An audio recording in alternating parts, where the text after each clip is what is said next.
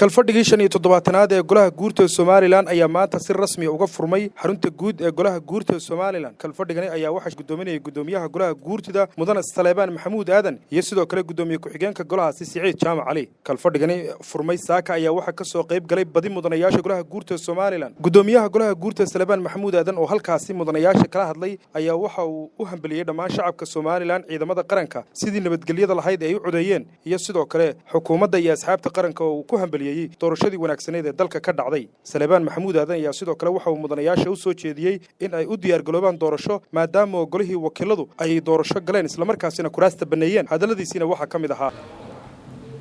sanadkan waxa sanad hawleed mar hadiiba doorasho la galay dadweyne waa hawshooda nabadgelyo iyo guul bay ugu dhamaatay. dadweynaha la ammaantay ilaahay ka sokow mahadnaqiyo guul iyo ammaan dadweynaha kule waxa banayaan uma maqalayeen nin baan maqlayo isla wuxuu yiri wax shuruucda sharciyada la tiigsanay waa fiicnaa isaguna inkii wax ka maqan yihiin hadduu yiri halkaas aan la kacay waa siibay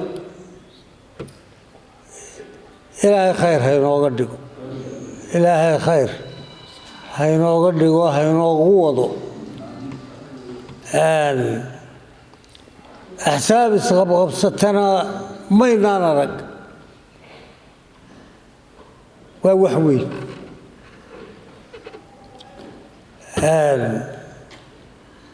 قالوه وحيلتي وعيقلين بولا هذا كل برية قلبيت با وبحني كوشان وحبينو كشاقنا نادي مر هدي انو برية قلبيت با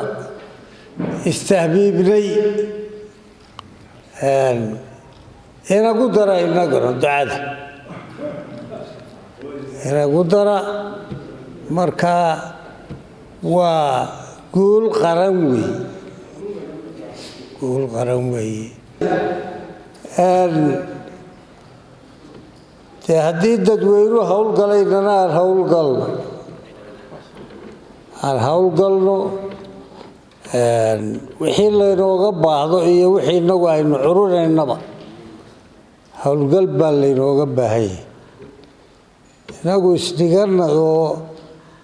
mar haddii nin qayrkii loo xiiro soo qoyso haddii goli kale dee doorasho galayd la diyaar garooba haddii goli kale la isu soo dhigay 16 sannadood bayna doorasho gelin sooma baa 16 horta 16 sannadood buu jiray golahan hadda kala tegey waxaynu furanaynaa oo furanay kalfadhigii 15aad الله خير كدغو الله خير كدغو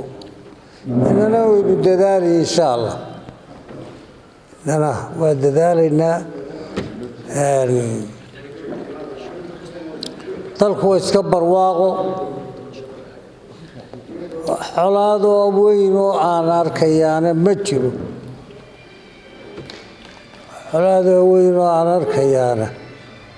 ma jiro meelaha doorashada loo dadaalay waa jirta aad ciidamada qarankuna waa dadaalay ciidamada qaranku aad iyo aad bay u dadaaleen marbayna yar